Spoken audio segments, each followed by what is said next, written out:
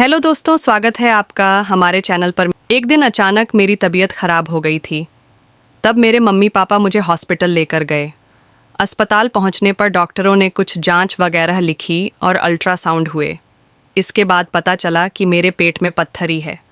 कुछ दिन बाद डॉक्टर ने ऑन प्रश्न करके पत्थरी को निकाल दिया। ऑन प्रश्न के कुछ महीने बाद कुछ दिन के लिए मैं दीदी के पास रहने उनके ससुराल आ गई थी। मेरी दीदी दिल्ली शहर में रहती थी। वैसे तो मम्मी मुझे भेजती नहीं है, इसलिए कि कहीं मैं किसी लड़के के साथ मिलकर अपना मुंह काला न करवा बैठूं, क्योंकि दीदी के घर में किराए पर कमरा लेकर पढ़ने वाले लड़के भी रहते थे। जब मैं दीदी के यहाँ जाती तो वह सब मुझे देखते या बात करने की कोशिश करते थे। मेरी दीदी का घर 4 मंजिला है।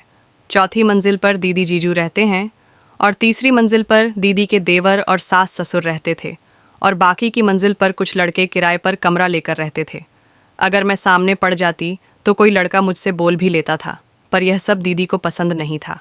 इस बात की चिंता दीदी को भी थी कि कहीं कोई लड़का मुझे पटा ना ले। मेरी दीदी कहती थी कि आजकल के लड़कों का प्यार तो बस बिल्लो रानी पर जाकर ख़त्म होता है। वे तो सिर्फ बिल्लो रानी के प्यासे होते हैं। वैसे मैं इससे पहले 1-2 बार गर्मियों में दीदी के पास रहने आई थी। मेरा मन होता है कि मैं दीदी के पास रहूं, फिर भी मम्मी मना कर देती है।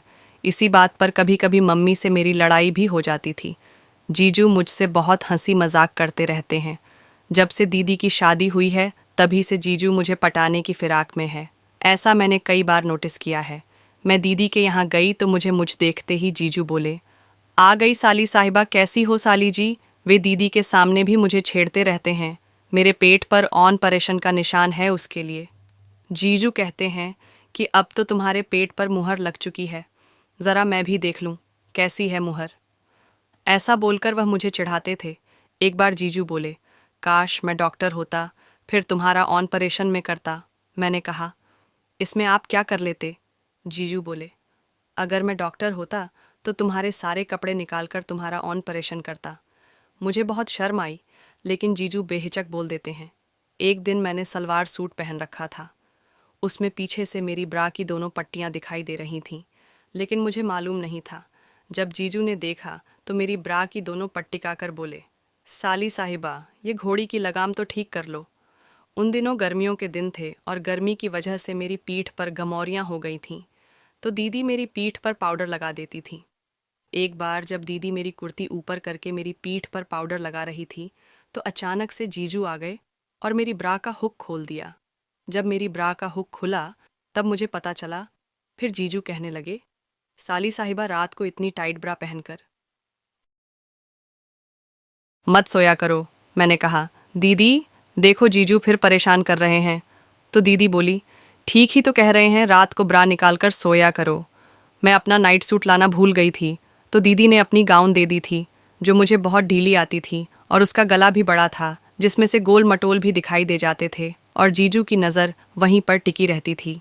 एक बार पता नहीं कैसे मेरे पूरे शरीर में खुजली की बीमारी हो गई। मैं जहाँ पर जितना खुजला थी वहीं पर उतनी ज़्यादा खुजली मचती मेरा, और ज़्यादा खुजलाने का मन करता। जब मैं शरीर पर खुजली आती तो मेरा शरीर खुजलाने से लाल हो जाते। मैं ज़ोर से खुजला थी तो जीजू हंसने लगते थे। उस दिन से जीजू और भी ज़्यादा मजाक करने लगे। मुझे शर्म आ जाती, लेकिन जीजू बेहिचक खुलकर बोल देते थे। 1-2 बार जीजू बोले, साली जी, सबसे पहला क्रिकेट मैच तो मैं ही खेलूंगा इस पिच पर। एक दिन की बात है, सुबह जीजू ऑन ऑफिस जा चुके थे और दीदी को बैंक का कुछ काम था, इसलिए दीदी बैंक चली गई थी। मैं घर पर ही थी। तभी मेरे फ़ोन पर एक मिस कॉल आई। मैंने देखा तो वह मेरी सहेली की मिस कॉल थी। बहुत दिनों से उससे बात नहीं हो पाई थी। फिर मैंने कॉल करी और अपनी सहेली से बात करने लगी। वह मेरा हालचाल पूछने लगी तो उसको अपने ऑन प्रेशन वाली बात बताने लगी। जब मैंने इतना कहा तभी पीछे से जीजू आ गए और बोले, साली साहिबा, दाने ठीक हो गए और बताया भी नहीं। पता नहीं कब जीजू ऑन फिस से आ गए होंगे। जीजू बोले, किसका फ़ोन था साली जी। मैंने कहा, मेरी सहेली का फ़ोन था, और मैंने तुरंत फ़ोन काट दिया। फिर जीजू बोले, तुम्हारे दाने बिल्कुल ठीक हो गए हैं, मैं भी तो देखूं ज़रा। और इतना कहते ही जीजू ने मेरा हाथ पकड़ लिया। मैं हाथ छुड़ाने लगी और बोली, नहीं जीजू, अब मैं बिल्कुल ठीक हूँ। तो जीजू बोले, साली साहिबा, एक बार मैं भी तो देख लूँ कि अब दवाई की ज़रूरत है या नहीं। फिर जीजू मुझे गोद में उठाकर अंदर कमरे में ले गए और डबल बेड पर लिटा दिया।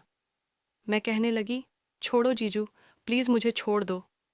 जीजू ने एक नहीं सुनी। जीजू बोले, साली साहिबा, जब से मैंने तुम्हें देखा है तब से मैं पागल हो गया हूँ। मुझे इतनी शर्म आ रही थी कि मैंने डबल बेड की चादर को ओढ़ लिया था, लेकिन जीजू ने उसे भी हटाकर अलग कर दिया। मैंने कहा, जीजू प्लीज़ छोड़ दो दीदी, आ जाएंगी। लेकिन जीजू अब कहाँ मानने वाले थे और दीदी भी 3-4 घंटे से पहले नहीं आने वाली थी। यह तो जीजू को भी पता था। जीजू बोले, साली साहिबा, आज तो तुम्हें मेरे साथ क्रिकेट मैच खेलना ही पड़ेगा। मैंने उनको मना किया, लेकिन वह नहीं माने। कहने लगे, सबसे पहले बैटिंग तुम करोगी। मैं अनाड़ी बनने का नाटक किया और कहा, मुझे बैटिंग नहीं आती है। जीजा बोले, कोई बात नहीं, मैं तुम्हें बैटिंग सिखा देता हूँ। इतना कहकर जीजू ने बैटिंग शुरू कर दी और दनादन चौके मारने लगे। जीजू ने पूरे आधे घंटे तक बैटिंग की और फिर आउट हो गए। मैं पूरी तरह हिल चुकी थी, क्योंकि कई महीने बाद मैं क्रिकेट खेल रही थी, लेकिन जीजू के सामने नाटक कर रही थी।